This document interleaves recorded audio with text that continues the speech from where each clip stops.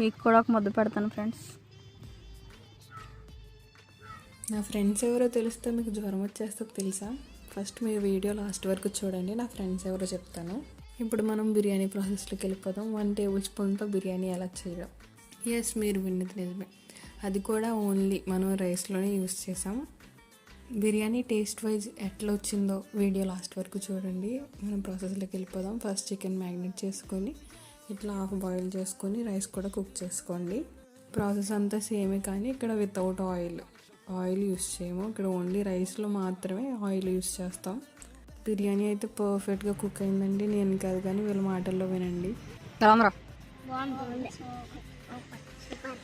మీకు కూడా ఒక ముద్ద పెడతాను ఫ్రెండ్స్.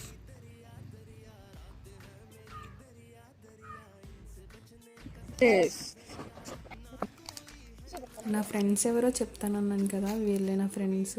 షాక్ అవ్వకండి.